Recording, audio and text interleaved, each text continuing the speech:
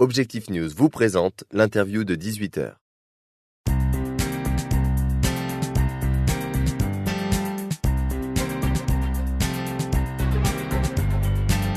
Bonsoir à tous et bienvenue sur objectifnews.tv. Je reçois aujourd'hui Régis Chamagne, tête de liste du Sud-Ouest aux élections européennes pour l'Union populaire républicaine. Monsieur Chamagne, bonsoir. Bonsoir. Alors, pour ceux qui ne vous connaîtraient pas et ne connaîtraient pas votre formation politique, pouvez-vous nous rappeler en quelques mots votre positionnement ? Est-ce qu'on peut résumer en disant que vous êtes pour la sortie de l'euro, la sortie de l'OTAN et la sortie de l'Union européenne ? Voilà, très exactement, c'est le résumé parfait. Nous proposons que la France sorte de l'Union européenne par l'article 50 du traité sur l'Union européenne, c'est-à-dire de façon légale, sereine et non extrémiste.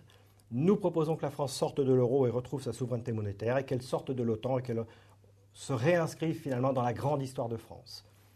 Et en prime, nous proposons d'appliquer le programme du Conseil national de la résistance de 1944, intitulé « Les jours heureux », que nous avons remis au goût du jour et réactualisé. Alors, en quoi ce programme justement du Conseil national de la résistance a-t-il une pertinence aujourd'hui en 2014 ?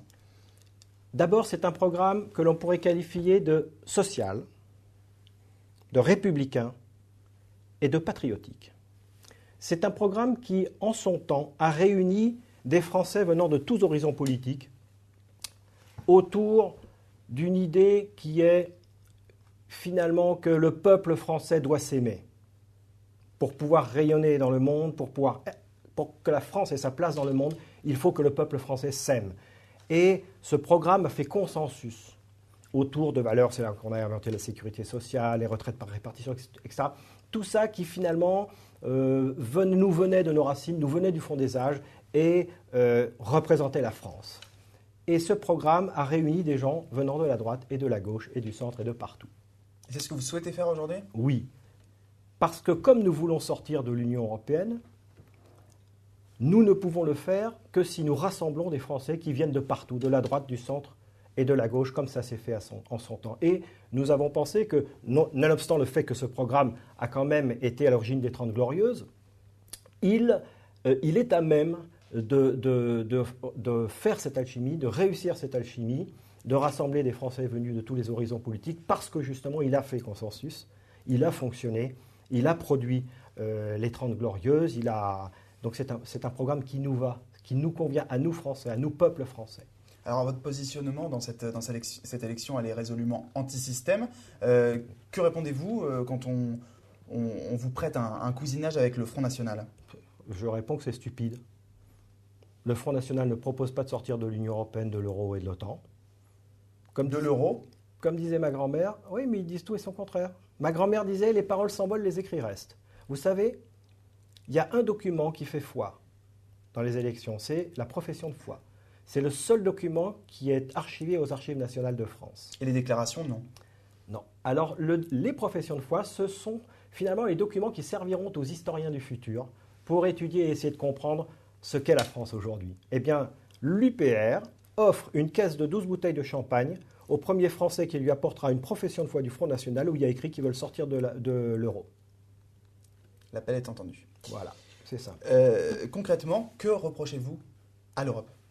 D'être une dictature. Vous pouvez développer ? Article 17 du traité sur l'Union européenne. La Commission européenne est l'organe exécutif de l'Union.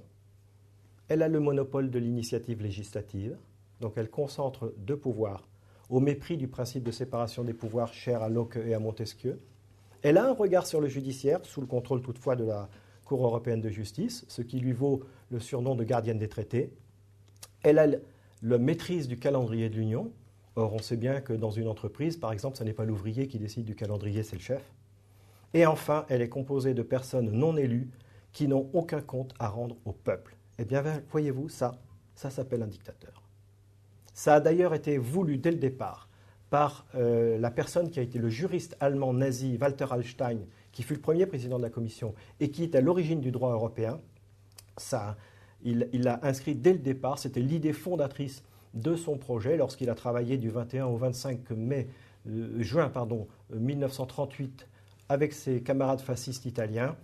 L'idée centrale, c'était que le pouvoir devait être donné à une institution qui n'ait de compte à rendre à personne. Et on retrouve déjà cette idée dans le traité de la CECA, la Communauté européenne du charbon et de l'acier, dans son article 9.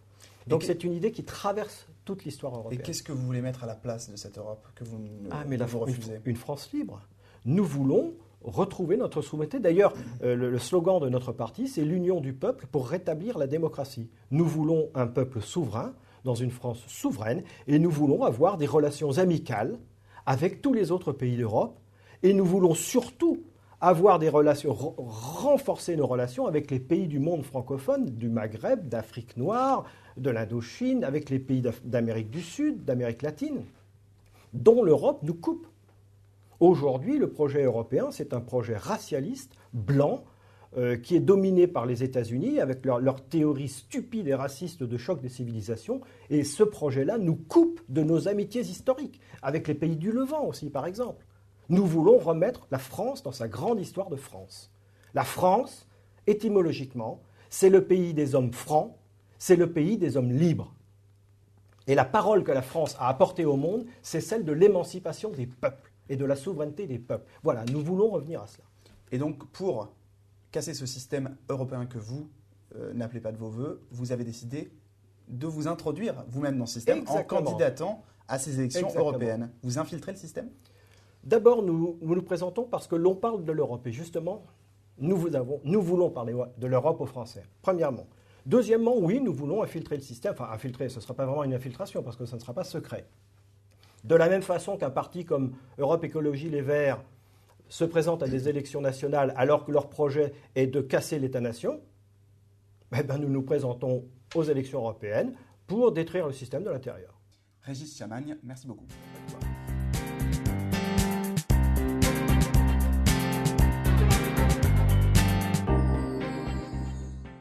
Objectif News vous a présenté l'interview de 18h.